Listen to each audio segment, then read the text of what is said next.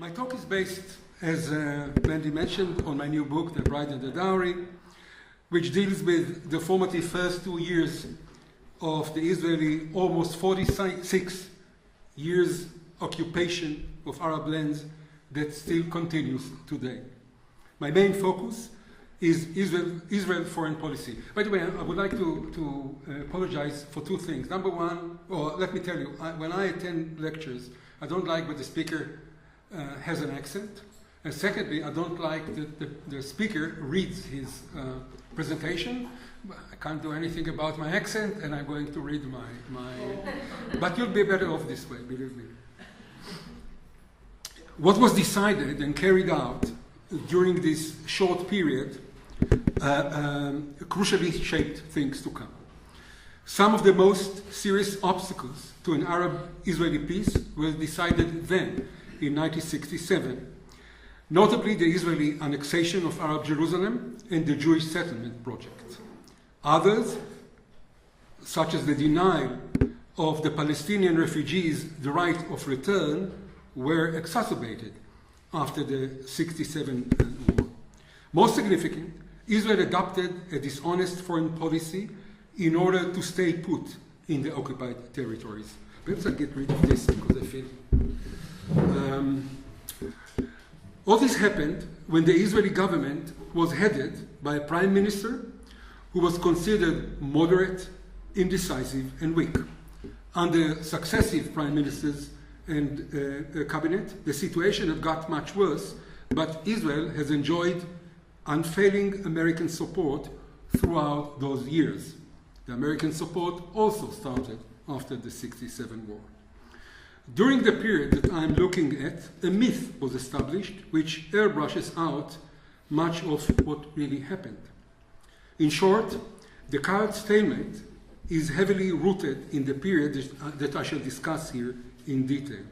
And indeed, this will be the perfect example of the expression, the devil is in the detail.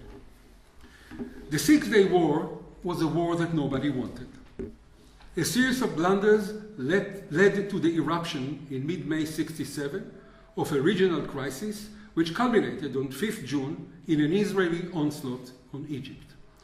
During the 3-week waiting period that preceded the war, the Arab world had been swept by a wave of belligerency towards the Jewish state. Israel was viewed by the Western public opinion as the victim, a tiny state surrounded by formidable Arab enemies determined to destroy her.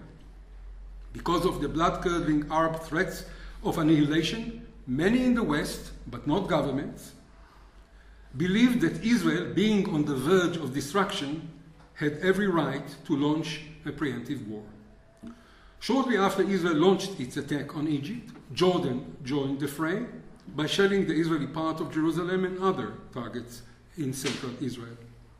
Syria, who actually triggered the crisis, attempted to avoid fighting, but on the 5th day of the war, after routing the Egyptian and Jordanian armies, Israel nevertheless turned on Syria as well. Incidentally, Israel did it after Syria accepted a ceasefire resolution that was passed by the Security Council of the UN. By the evening of 10th of June, when the guns of the Six-Day War fell silent, Israel controlled territories more than 3 times its own size. The West Bank, including Arab Jerusalem, was taken from Jordan. The Golan Heights were seized from Syria. Egypt lost the Sinai Peninsula and the Gaza Strip. And Saudi Arabia forfeited the little island of Tiran. Israel was drunk with victory. We are now an empire, boasted Moshe Dayan, the Israeli defense minister, at the end of the war. This megalomaniac moment, when Israel saw itself as an omnipotent world power, is the starting point of my book. Now it's the time to explain the title of my book, The Bride and the Dowry. The title draws on a metaphor coined by Levi Eshkol, Israel's prime minister, immediately after the stunning military victory. In Eshkol's metaphor, Israel's territorial conquests were a dowry and the Arab population a bride. The trouble is that the dowry is followed by a bride whom we don't want, the prime minister repeatedly lamented. Eshkol's metaphor adequately encapsulated the Israeli post-war ambition. My book shows that the so-called moderate Eshkol and his national unity government effectively translated the metaphor into a policy whose aim was to appropriate the dowry and divorce the bride. In other words, the government's controlling consideration was the desire to keep as many of the occupied lands as possible with as few Arab inhabitants as possible. The Arab lands were coveted for strategic, historical, religious, and even messianic reasons. The Arab people were undesirable because they presented, I need my two fingers, a demographic danger. The annexation of Arab Jerusalem was the first concrete demonstration of the growing Israeli wish to have the dowry without the bride. On 11th of June, less than 24 hours after the final ceasefire had taken effect, the cabinet agreed to annex the Arab part of Jerusalem. The decision was carried out 2 weeks later by swift passage in the Knesset, the Israeli parliament, as you know, of 3 laws which deliberately did not mention Jerusalem or use the term annexation. But this was annexation in all but name. The annexed area, which surrounds Jerusalem to the north, the east, and the south, and this is why the term East Jerusalem is at least geographically incorrect. This area was 12 times bigger than the municipal territory of Jordanian Jerusalem. It encompassed, wholly or partially, the lands of 28 Palestinian villages and also covered areas which had been included within the municipal limits of Al-Bira, Beit Jalla, and Bethlehem. The boundaries had been demarcated so as to include the minimum possible number of Arab inhabitants, and the method by which the annexation was legislated freed Israel from the need to grant the 70,000 Arab residents of the annexed area Israeli citizenship. From the very beginning of the occupation, the Eshkol government applied a foreign policy of deception. In fact, the term policy is misleading. No explicit decision regarding such a policy was taken. After all, no Israeli government has ever been accused of having an organized and systematic decision-making process, nor of ever adopting a long-range policy. There were instead a series of cabinet resolutions and ad hoc governmental decisions and actions which added up to a consistent policy of deception, the aim of which was to mislead the international community, and specifically the United States, into thinking that Israel was making serious efforts to reach a peaceful settlement with its Arab neighbors. Indeed, the annexation of Arab Jerusalem also involved a foreign policy of deception. Israeli diplomats were instructed by the foreign ministry to conceal the true meaning of the legislation, but to no avail. Within days, the United Nations General Assembly called on Israel to rescind the annexation. Foreign Minister Abba Eban responded in a letter to the UN Secretary General, saying that the annexation was merely, quote, the integration of Jerusalem in the administrative and municipal spheres, unquote. Yeah, right.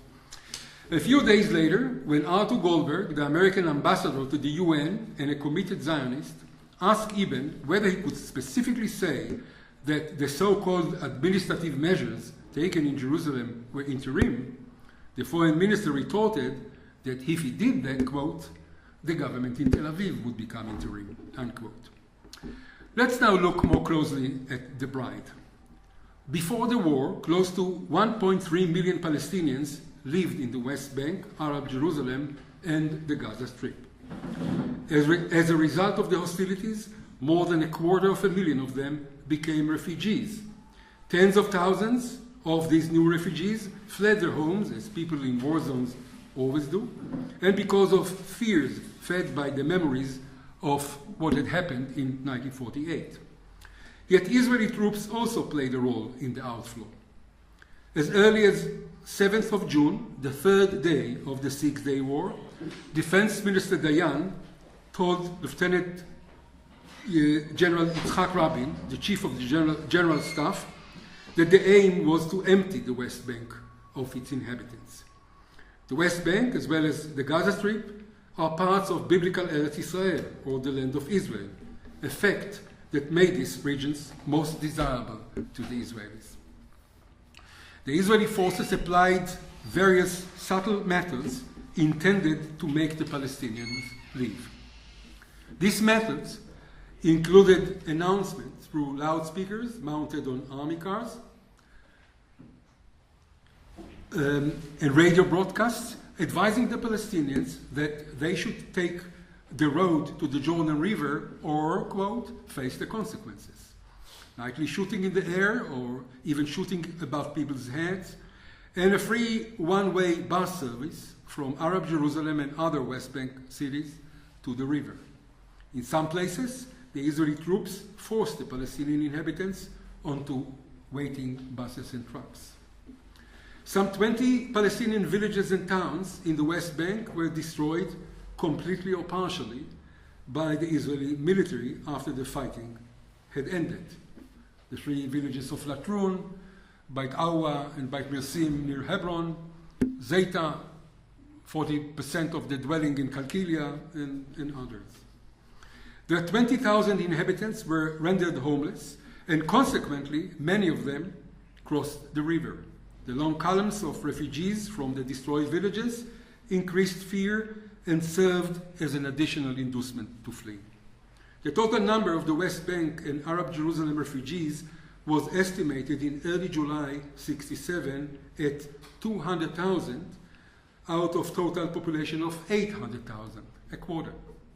The number of the Gaza Strip refugees was estimated at 35,000 out of almost 400,000, about 10%. Although my book deals only with the Palestinian inhabited occupied territories, the Golan Heights should also be mentioned in this context.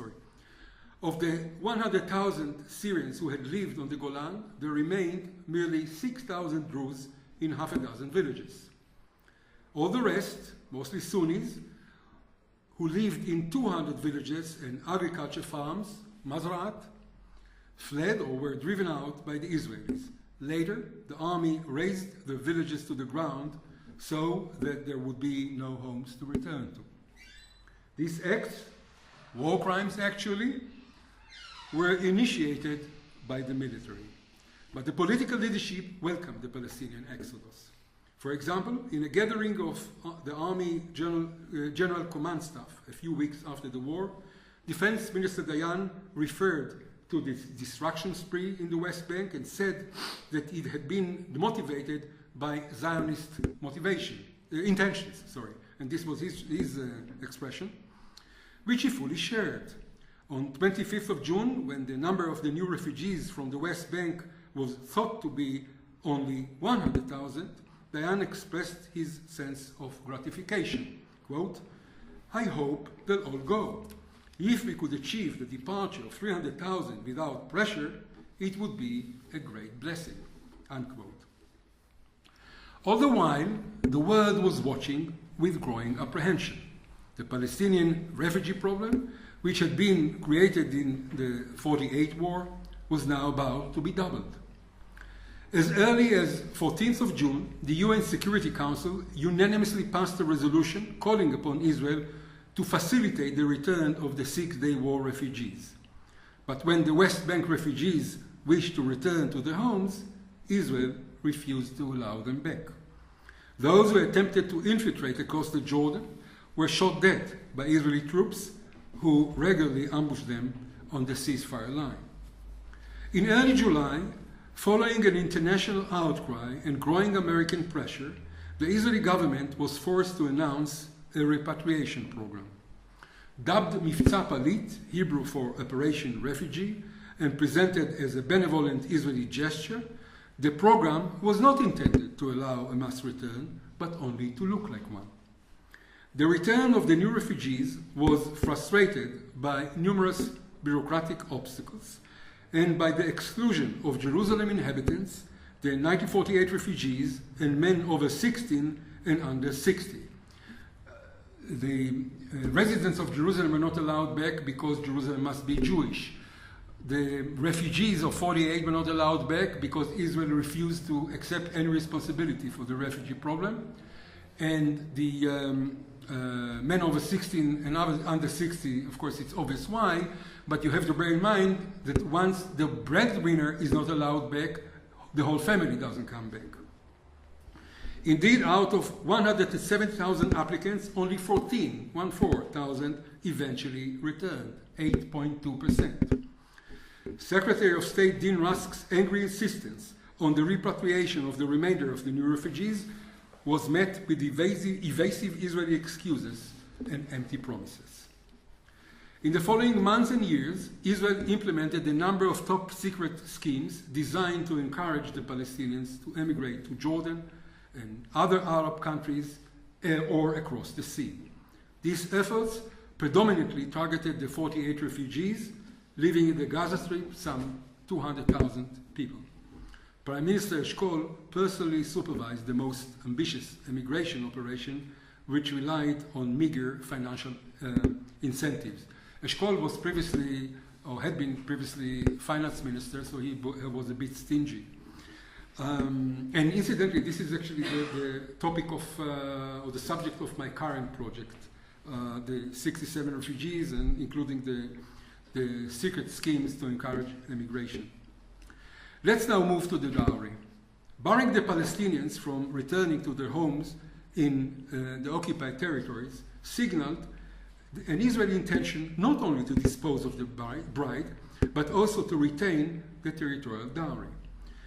At a party rally in August 67, Dayan bluntly asserted that Israel must not return to the pre-war borders because it needed living space to deter adventurous Arab leaders. 22 years after the Holocaust, Dayan was speaking of the need of living space, a notion shockingly reminiscent of Adolf Hitler's infamous Lebensraum. The intention to keep the dowry was clearly demonstrated by building Jewish settlements in the occupied territories. The settlement project started on the Golan Heights as early as July 67, shortly after a cabinet resolution passed on 19 June, which seemingly proposed withdrawal from the occupied Syrian and Egyptian lands in return for contractual peace with these countries. This resolution, which became known as the Generous Peace Offer, was never offered to the Arabs.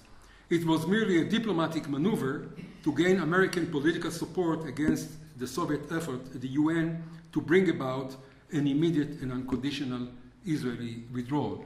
And in a shameless self-promotion, I should say that this topic, the Generous Peace Offer, is being discussed in an article that has been published very recently in academic journal called Diplomatic History, and as I indicated, only because of my modesty, I wouldn't mention the name of the author. The civilian settlement in the Golan was soon followed by civilian settlement in the West Bank. Having been advised by legal experts that civilian settlement in occupied territories contravened the Fourth Geneva Convention, the cabinet decided that, quote, as a cover for Israel's diplomatic campaign, the new settlements should be presented as military strongpoints. As contemporary American and British diplomatic dispatches prove, nobody believed it.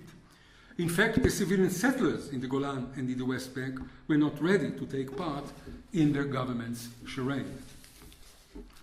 Deception characterized the Israeli approach from the very start. The surprise offensive Israel launched against Egypt on 5th of June, 1967, was accompanied by a false announcement. The Egyptian forces opened air and land attack this morning, the official statement of the army spokesman read, and Israel's forces have gone out to stop the advancing Egyptians. This was untrue. And I have to say, actually, that my own family, is involved in these false announcements because my cousin, who was a radio announcer, he was the one who read this statement. It was a joke, by the way. It was supposed to be funny, I mean. But sometimes jokes do not work. No Egyptian tanks, I'm returning to the false announcement. No Egyptian tanks had moved toward the Negev At dawn, as the announcement stated, nor had Egyptian aircraft approached Israel's territory. The main reason for the lie was the government's wish to conceal the fact that it was Israel who started the war. 10 days before, Charles de Gaulle, the president of France, had bluntly warned Foreign Minister Abba Eban, do not be the first to shoot. Being then Israel's major arms supplier, particularly the frontline Mirage fighters, France's stark warning carried much weight. Washington also demanded that Israel exert restraint. Contrary to claims in the existing literature, President Lyndon Johnson never replaced the red light he had given Israel against attacking Egypt with a green or amber one. The false announcement accusing Egypt of starting the war was followed by public pledges from Prime Minister Eshkol, Defense Minister Dayan, and Foreign Minister Eben, that assuring the world that Israel had no aims of territorial conquest. Quote, "We seek nothing but peaceful life within our territory," Eshkol wrote to US President Johnson and USSR Premier Alexei Kosygin on the morning of 5th of June. When the fighting ended, Defense Minister Dayan famously stated, "We are awaiting the Arabs' phone call." In the following months and years, he and his colleagues incessantly claimed that there was no one to talk to on the other side. Again, this was untrue. The phone calls Dayan had expected came without delay. First, there was a local call from the occupied West Bank, and soon afterwards, Jordan rang. Incidentally, in the audience is the son of the person who picked up the phone, the first to pick up the phone on in the West Bank, and I mean Raja Shehadeh, the son of Aziz Shehadeh from Ramallah. While Syria rejected any kind of accommodation with Israel, and Egypt, under President Jamal Abdel Nasser, was still not ready seriously to negotiate an accord with the Jewish state, the two claimants of the West Bank and Arab Jerusalem, the West Bank Palestinian leadership and King Hussein of Jordan, the biggest losers in the June war, were ready and eager to resolve the conflict with Israel directly. Both communicated their peaceful desire from the start of the occupation. They presented Israel with two competing options for a settlement. The West Bankers embodied what became known in Israel as the Palestinian option, while the Hashemite kingdom of Jordan was considered the Jordanian option. With the whole of mandatory Palestine and more than half of the Palestinian people under its control, Israel was thus provided with the historical opportunity to defuse the Palestinian problem, which lies at the heart of the decades-long Arab-Zionist conflict. However, it chose neither option. Instead, Israel used the two options in order to preserve the territorial status quo of 10th of June, first and foremost in the Palestinian inhabited West Bank and Gaza Strip. Can I have a tissue, please?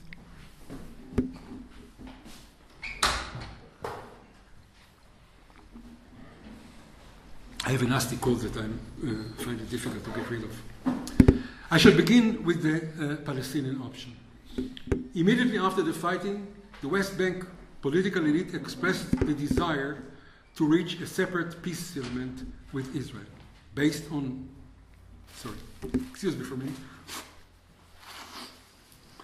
based on a two-state solution, an idea which was then regarded by most Arabs as anathema. This elite was mostly comprised of traditional leaders and urban notables, ayan in Arabic, and many of them were part of the Jordanian establishment. In the summer of 1967, they could deliver, because the Palestine Liberation Organization, PLO, was then an insignificant body, largely controlled by Egypt, and the Palestinian guerrilla organizations, notably Al-Fatah, were still limited in number and appeal.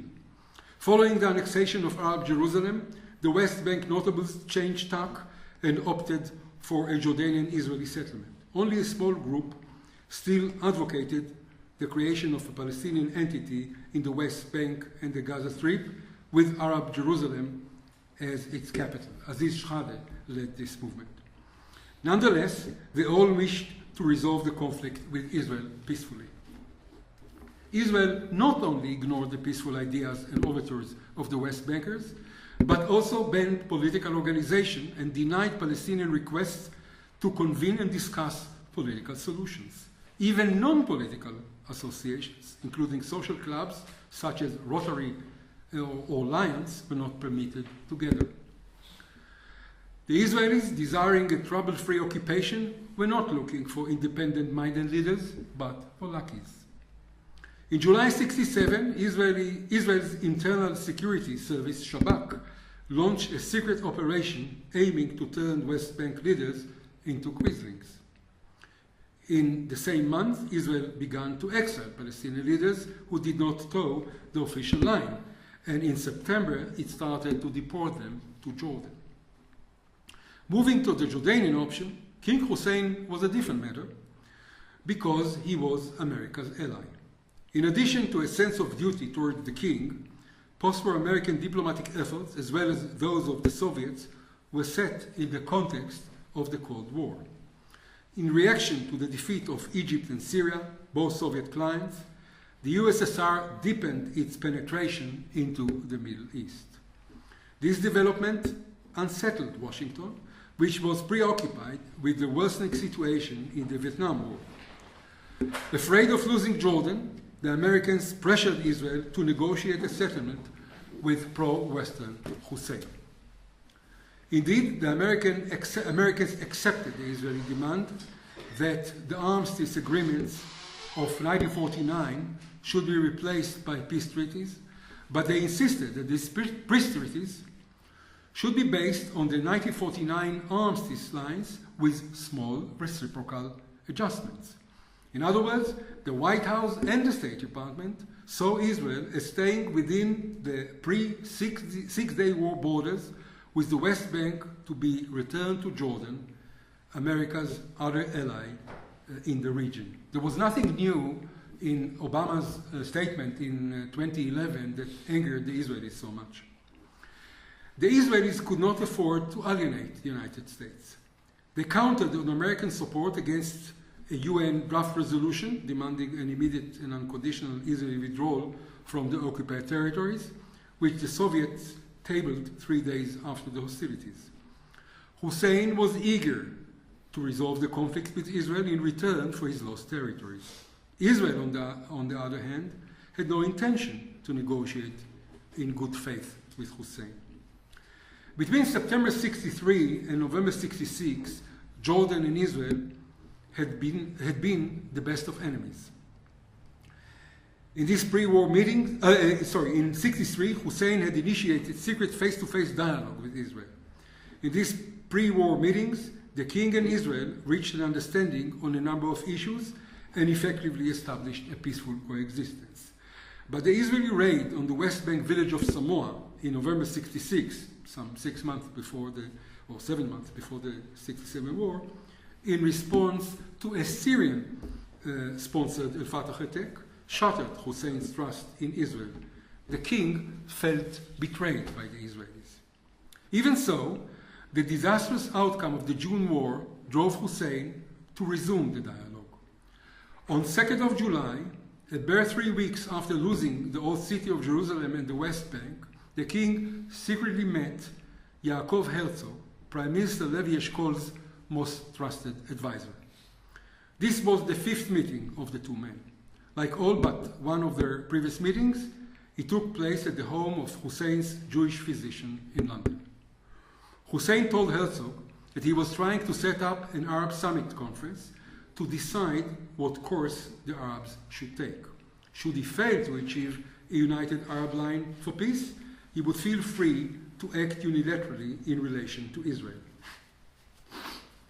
Herzog said that he could not discuss details of a peace settlement until the king said officially that he was ready to enter into peace negotiations with Israel. They parted after agreeing to resume contacts following the summit. There was a more compelling explanation for Herzog's silence about Israel's peace terms. They did not exist. In fact, 2 weeks before the Herzog-Hussein meeting, the divided Israeli cabinet had decided, quote, to defer discussion of the position regarding Jordan. Hussein did not wait for an Arab summit. 10 days after the London encounter, and with President Nasser's approval, the king conveyed to Israel his readiness to negotiate a settlement. Through the Americans and the British, Hussein asked Israel for its peace terms. The eventual Israeli response welcomed the idea of negotiations, but lacked anything of substance. This became a repeating pattern which characterized the Israeli-Jordanian direct contacts in the following year. Time and again, Hussein inquired about Israeli ideas. Time and again, the Israelis told him that his curiosity would be satisfied in full at the negotiating table. This was also untrue. Israel told the king nothing because it had nothing to say, since the government had decided not to decide.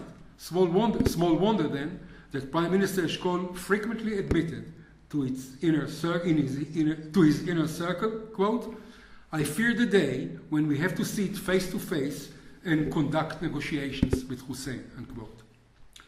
In the fall of '67, Washington increased its pressure on Israel to negotiate a settlement with Hussein. In early November, President Johnson received the king in the White House and promised him that he would get back the West Bank within 6 months. Wishing to put off the evil hour, the Israelis turned to the hitherto ignored Palestinian option. The idea was to present the Palestinians as an alternative to Hussein by holding extensive talks with them. Hussein is scared to death of this, Defense Minister Dayan assured his cabinet colleagues. Indeed he was. This stratagem was intended to force the king to the bargaining table with very modest expectations. The talks with the West Bank leaders lasted 3 months and led nowhere, but they dispersed a dark cloud which might have hung over Eshkol's talks with President Johnson in January '68. One of Israel's main goals in the Eshkol-Johnson summit was to persuade the president to allow the sale of 50 state-of-the-art Phantom fighter bombers. Israel desperately needed them after losing 20% of the Air Force in the war, and France refused to deliver the 50 Mirages already paid for. The French embargo, by the way, proved that the lie about the outbreak of the war did not work. Another essential goal was to convince the Americans that Israel was striving to achieve peace. On 22nd of November '67, the Security Council adopted the ambiguous Resolution 242, which became the cornerstone of all attempts to solve the Arab-Israeli conflict to the present day. In its preamble, the resolution emphasized the inadmissibility of the acquisition of territory by war, but fell short of demanding a total Israeli withdrawal. Its English version called for a withdrawal of Israeli armed forces from territories occupied in the recent conflict, not all the territories or the territories. The resolution also sanctioned a UN peace mission, and Gunnar Jarring, Sweden ambassador to Moscow, was entrusted with the task. It took Israel 6 months to express a half-hearted acceptance of Resolution 242. Unwilling to relinquish its war conquests, the main aim of Israel's foreign policy in 1968 was to keep the Jarring mission alive so as to avoid renewed discussion at the Security Council, leading to an unambiguous and stronger resolution than 242. Jarring embarked on his Sisyphean mission in December '67. While the Arabs insisted on an Israeli withdrawal as a first step, Israel demanded unconditional direct negotiations. None of the parties was willing to relent. Foreign Minister Eben feared that the failure of the Jarring mission would have grave consequences for Israel at the Security Council, and he proudly boasted behind the closed doors of the Knesset Foreign Affairs and Security Committee about the scheme he had devised to preempt such an eventuality. Israel was feeding Jarring with numerous procedural proposals, some of which were quite preposterous, by the way, which the Arabs simply dismissed. The accumulating proposals were kept in a special dossier in order to demonstrate to the Security Council, when the time comes, Israel's positive approach compared with the Arab negative attitude. The dossier, Ibn added, should be made as thick as possible because it was also important in the short run to maintain in order to maintain the support of the United States and other friendly governments. All the while, the secret channel of contacts between King Hussein and Yaakov Herzog, Shkol's confidant, remained open. In early May 1968, Abba Ibn himself met the king. The foreign minister now heard firsthand what he had already known, that Hussein was eager to negotiate a peaceful settlement with Israel. In view of this, and the growing American resentment at Israel's evasive behavior, it seemed that the crunch had finally arrived. In a further attempt to play for time, the Israeli government redoubled its double game. As regards Hussein, Ibn summarized the Israeli line in a closed meeting in June, and I quote, "The government," he said, "was not engaged in a peace process, but in a tactical political struggle designed to maintain the status quo and to avoid foreign political intervention. Only contacts with Hussein could save Israel from this. Israel, therefore, should maintain a futile discussion with Jordan, which should last weeks and months." Unquote. In another internal discussion, Ibn said that the purpose was to keep the contacts with Hussein going so that there should be a follow-up meeting with Hussein, and then another, and yet a third, and so on. Ibn, a self-proclaimed moderate, used to describe his diplomatic approach as takhsisanut, a Hebrew term frequently used by him, apparently to indicate tactics, though in reality it meant prevarication or deviousness. The dossier diplomacy, which I described earlier, was of course an essential part of Ibn's takhsisanut. Ibn's takhsisanut embodied the Israeli foreign policy of deception, which was intended to buy Israel time while creating fait accompli. But in the second half of 1968, as Washington put further pressure on Israel to negotiate with Jordan, Israel was compelled to talk substance with Hussein for the first time. The meeting took place in London in late September. Of course, all these meetings were secret, held in secret. Deputy Prime Minister Yigal Allon accompanied Ibn, and the two men presented the Allon plan, which offered Hussein 2/3 of the West Bank in the shape of an enclave with a connecting corridor to the East Bank. Regarding Jerusalem, Israel was willing to bestow upon Hussein the status of guardian of the Muslim holy places, but nothing more. The Allon plan was presented in full knowledge that it was totally unacceptable to Hussein, because the plan had been leaked to the press before the meeting, and there was a Jordanian reaction to it. Moreover, the Allon plan was never approved by the cabinet. But the Allon plan was not a genuine peace plan. In the words of none other than its author, Yigal Allon, quote, "No Arab would ever accept the plan, and nothing will come out of it. But we must appear before the world with a positive plan," unquote. And if this was not enough, the Israelis insisted on the Jewish historical association with biblical Eretz Israel. They told Hussein that in practical terms, the historical association of the Jews with the land of Israel meant that Jews should enjoy the right to settle anywhere in the West Bank, regardless of sovereignty, and to come and go as they pleased.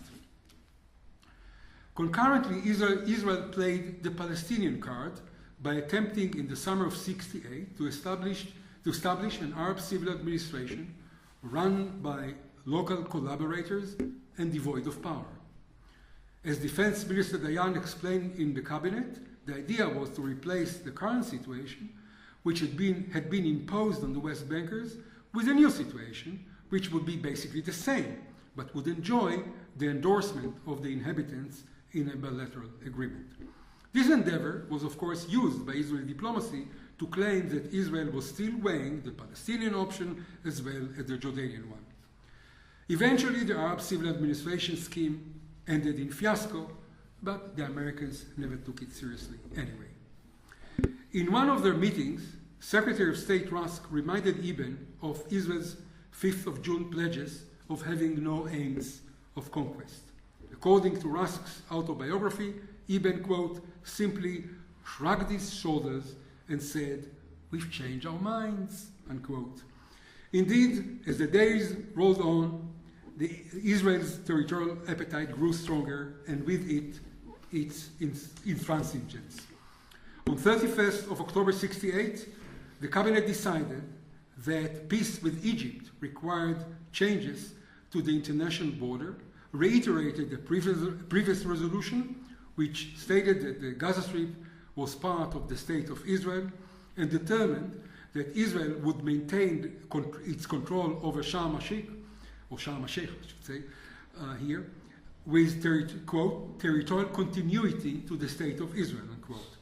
The distance between Sharm el-Sheikh at the extreme south of Egypt's Sinai Peninsula and Eilat at the extreme south of Israel is 243 kilometers.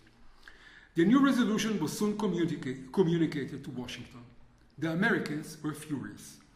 Two senior White House officials, Walter Stowe, the National Security Advisor, and Harold Saunders, one of his aides, bluntly said in a meeting with Israel's ambassador, Rabin. Rabin became ambassador to Washington in 1968. And I quote, "We've told you the US position ad nauseum. You have to give the West Bank back. You have to give Hussein a role in Jerusalem. A Polish corridor to Sharm el-Sheikh doesn't make sense. When Alon was here, we told him what we thought of his plan. If the Israelis aren't tired of hearing this, we'd be glad to say it again. But we think they have known all along what our position is if they have been listening," unquote. The Americans were aware of Israel's duplicity. So was King Hussein. In December 1968, in a meeting with Governor William Scranton, President-elect Richard Nixon's special emissary to the Middle East, Hussein handed him a written statement in which he said, and again I quote, "For whatever reason, Israel is not truly serious in negotiating a settlement with Jordan.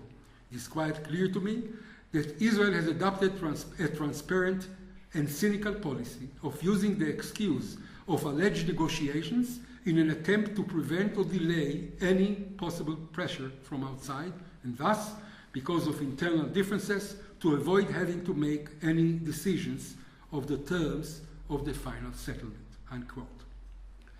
In his pioneering analysis of lying in international relations, entitled "Why Leaders Lie, the Truth About Lying in International Politics," John Mearsheimer argues that interstate lying is not prone to backfire, and even if it does, it is unlikely that the target state would retaliate.